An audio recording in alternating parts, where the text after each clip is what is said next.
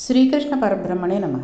నిన్నటి పారాయణంలో గోవర్ధనగిరికి గోపాలురందరూ కూడా ప్రదక్షిణం చేస్తున్నారని తెలిసిన ఇంద్రుడు చాలా కోపాన్ని చెంది అనేక రకములైన మాటల్ని అనుకుంటున్నాడు.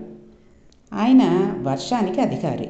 మేఘమండలం అంతటినీ పిలిచాడు. వీళ్ళు వర్షం కురవడం వలన వచ్చిన ఐశ్వర్యమదంతో నన్ను మర్చిపోయారు. కాబట్టి మీరు వెంటనే బయలుదేరి వెళ్ళండి. వెళ్ళి బృందావనం అంతా చీకటి అయిపోయేటట్టుగా కమ్మేయండి.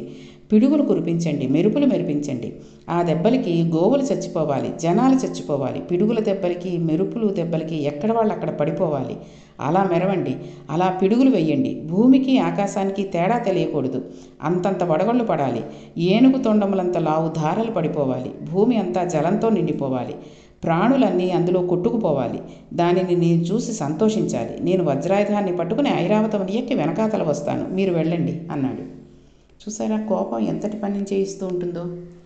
ఇక్కడ గోపకులు గిరి ప్రదక్షిణం పూర్తి చేసుకుని వచ్చారు. ఆవులు, దూడలు ఇవేవి ఇంటికి వెళ్ళలేదు. ఈలోగానే బృందావనం అంతా గాఢాంధకారం అయిపోయింది. మబ్బులు వచ్చేసాయి. ఇంతకు పూర్వం ఎన్నడూ వినని రీతిలో అదే పనిగా పిడుగులు పడిపోతున్నాయి. ఆకాశం అంతా మెరుపులు. ఆ మెరుపులలో నుండి వచ్చే కాంతిని అక్కడి ఆవులు, ఎద్దులు, దూడలు తట్టుకోలేకపోతున్నాయి.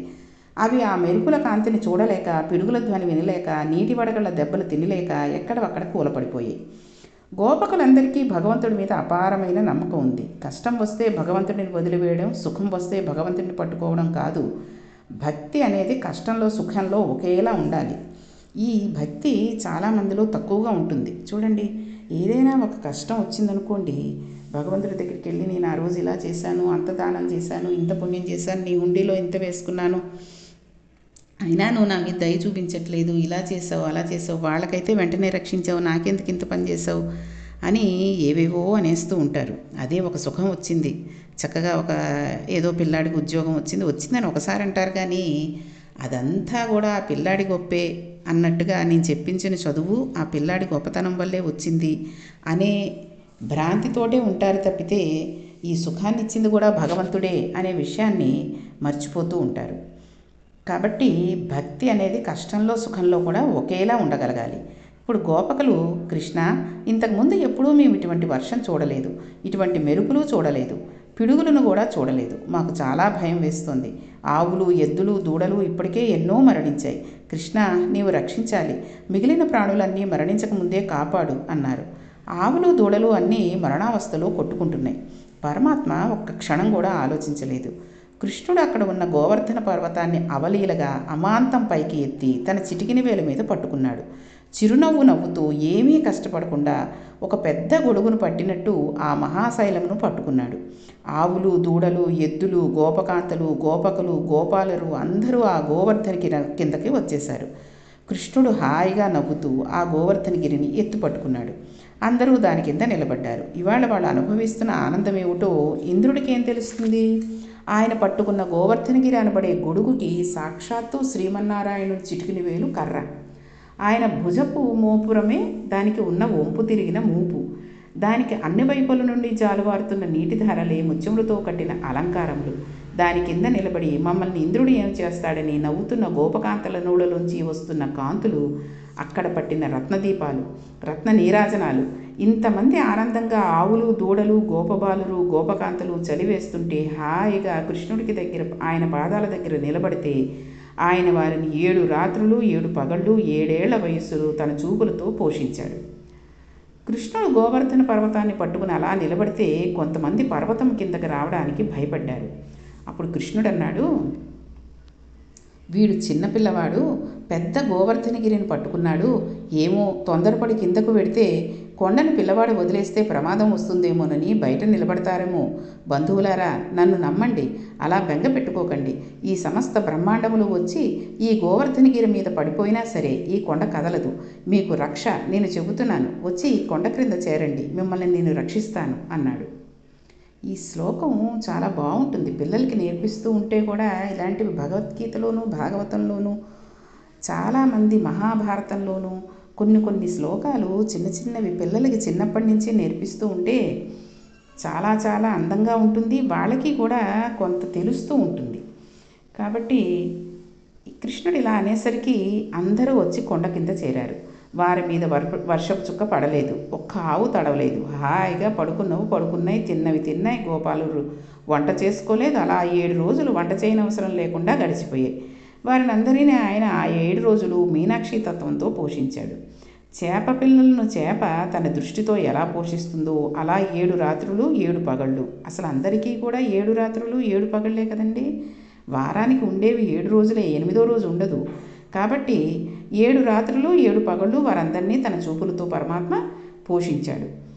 ఇలా 7 రాత్రులు 7 పగళ్ళు అయిపోయిన తర్వాత ఇంద్రుడు చూశాడు. కృష్ణుడు గోవర్ధనగిరిని ఎత్తుపట్టుకున్నాడు. వర్షాన్ని, ఉరుముల్ని, పిడుగులను ఆపించి వేశాడు. వర్షం ఆగిపోయింది. ఇంద్రుడికి అనుమానం వచ్చింది.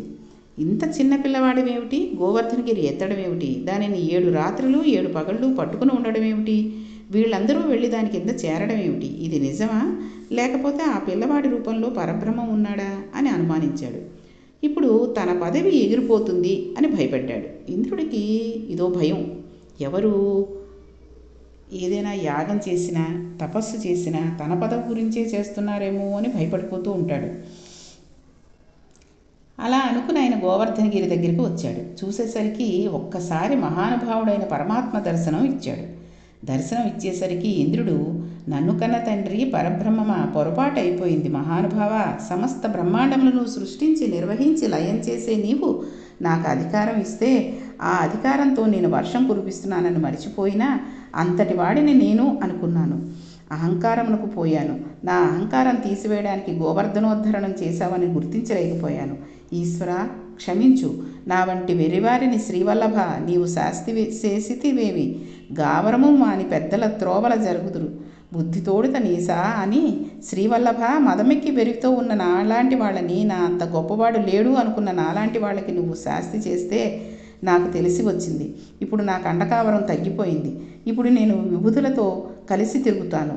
నాకు ఉన్న అహంకారం పోయింది అన్నాడు. అప్పుడు కృష్ణ పరమాత్మ అన్నారు, అసలు నా యజ్ఞ సేవిచుండుము, నీ అధికారంబునందు నిలువు. సురేంద్ర, శ్రీయుతుడివై మదింపకు, శ్రేయంబులు కలుగు పొమ్ము సితకరి గమన అన్నారు.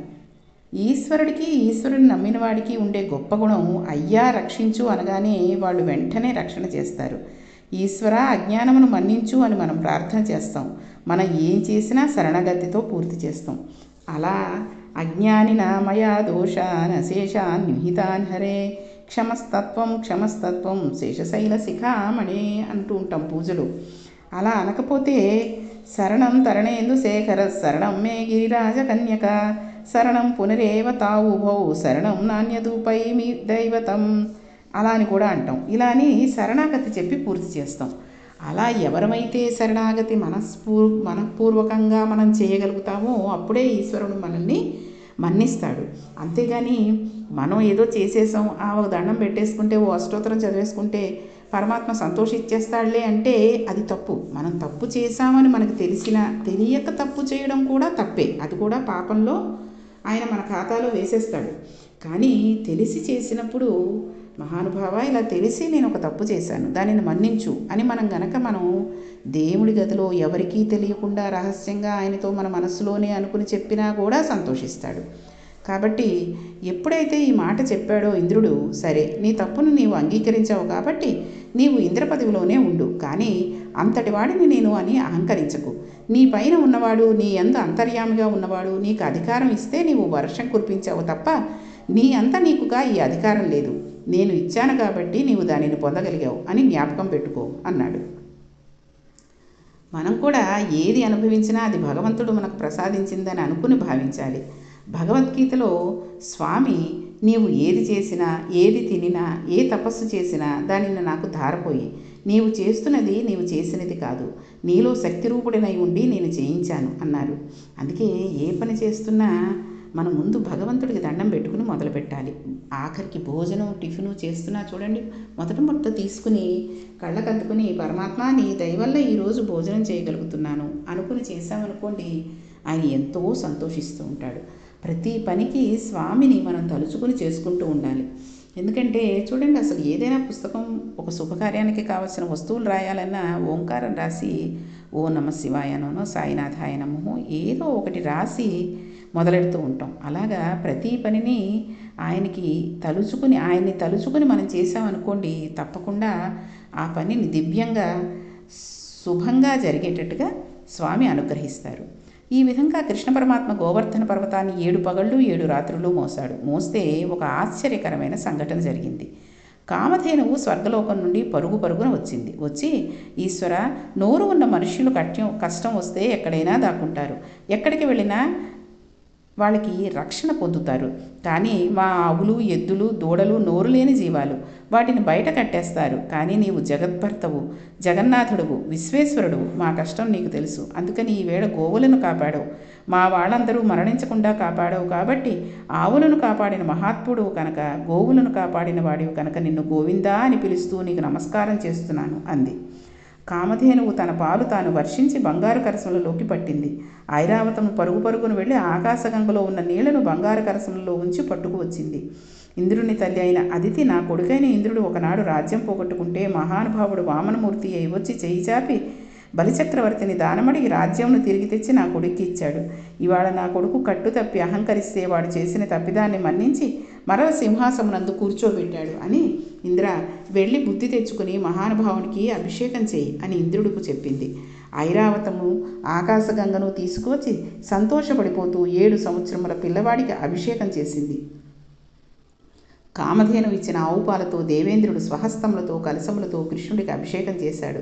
దేవతలు నాట్యం చేశారు, అప్సరసలు నృత్యం చేశారు, పుష్పవృష్టి కురిసింది. భగవానుడు గోవిందుడయ్యాడు. ఆనాడు దేవేంద్రుడు 7 ఏళ్ల పిల్లవాడికి అభిషేకం చేసి గోవిందా అని పిలిచాడు. ఈశ్వరుడికి ఎన్నో పేర్లు ఉన్నాయి. అందులో గోవింద అనే పేరు ఈశ్వరుడికి చాలా ఇష్టం.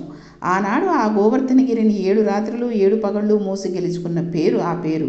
ఎవరైనా ఎన్ని సంవత్సరములు బతికినా 7 రాత్రులు 7 పగళ్ళు అంటే ఆది సోమ మంగళ బుధ గురు శుక్ర శని మాత్రమే బతుకుతారు. అందుకని బ్రతికి ఉన్ననాళ్ళు కష్టం లేకుండా ఉండాలంటే గోవింద నామాన్ని ఆశ్రయించి తీరాలి. అందుకే మనకు సాంప్రదాయంలో ఒక మాట ఉంది, ఏదైనా మంచి జరిగిందనుకోండి గోవింద గోవింద అంటాం. పిల్లవాడికి జోలలు పాడేటప్పుడు గోవింద కొట్టడం నేర్పిస్తాం. వాడి చేత వాడి గుప్పిళ్లను తల మీద పెట్టించి గోవింద గోవింద అనిపిస్తూ ఉంటాం. చివరికి ఒక వ్యక్తి శరీరం పడిపోతే కూడా వాడు గోవింద కొట్టేశాడంటూ ఉంటాం. మన వాళ్ళు ఆది నుంచి అంతం వరకు గోవిందతోనే పూర్తి చేస్తూ ఉంటారు. ఎందుకండి, ఎప్పుడైనా మనం ఏ గుళ్ళకో ఎక్కడికో వెడుతూ ఉంటాం, మళ్ళీ ఇంకొకసారి స్నానం చేయాల్సిన అవసరం ఏదైనా వచ్చి ఎటువంటి పరిస్థితి అయినా వస్తే గోవిందా గోవిందా అనుకుంటూ ఉంటే ఏదైనా ముట్టుకోకూడదని ముట్టుకున్నామనో, ఏదైనా తొక్కకూడదని తొక్కినా మళ్ళీ వెళ్ళి స్నానం చేసి రావాల్సిందంటే ఆ క్యూలో అది ఉంటాం. కాబట్టి ఎటువంటివి ఏవైనా ముట్టుకున్నా సరే ఆ దోషం లేకుండా ఉండడానికి గోవిందనామం చెప్తూ ఉంటాం. గోవిందా గోవిందా అనుకుంటూనే ఆ లైన్లో కదులుతూ వెంకన్న బాబుని చూసుకోవడానికి వెళుతూ ఉంటాం. కాబట్టి ఏదైనా సరే మన వాళ్ళు మొదటి నుంచి చివరి వరకు కూడా గోవిందతోనే పూర్తి చేస్తారు. మనకు సాంప్రదాయంలో ఈ గోవిందనామం ఎంత గొప్పతనాన్ని వహించింది అంటే, ఇప్పటికీ వెంకటాచలంలో శేషాద్రి శిఖరం మీద వెలిసిన స్వామి గోవిందనామంతో ప్రతిధ్వనించిపోతూ పద్మావతీదేవిని వక్షస్థలంలో పెట్టుకుని కారుణ్యమూర్తి పద్మపీఠం మీద నిలబడి మనకి దర్శనం ఇస్తూ ఉంటాడు. కాబట్టి ఈ గోవర్ధనగిరిని స్వామి ఎత్తడం గురించి చెప్పిన లీల ఎంతో పవిత్రమైనది, ఎంతో పుణ్యాన్ని సంపాదించేది. కాబట్టి ఆయనకి ఈ గోవర్ధనగిరిని ఎత్తినందువల్ల వచ్చిన గోవిందనామాన్ని మనం తరచూ తలుచుకుంటూ నిత్యము చేసుకుంటూ ఎన్ని పూజలు పునస్కారాలు చేయలేకపోయినా కేవలం గోవిందనామాన్ని మాత్రమే మనం పలుకుతూ ఉన్నా సరే అన్ని పూజలు, అన్ని యాగాలు, అన్ని హోమాలు చేసిన ఫలితం మనకి ఇస్తాడు. కాబట్టి స్వామిని ఇంకొకసారి గోవింద గోవింద అనుకుని ఈరోజు పురాణాన్ని సమాప్తం చేసి రేపటి పారాయణంలో మనం ఇంకొన్ని వేరే విషయాలను గురించి తెలుసుకుందాం. శ్రీకృష్ణ పరబ్రహ్మణే నమః.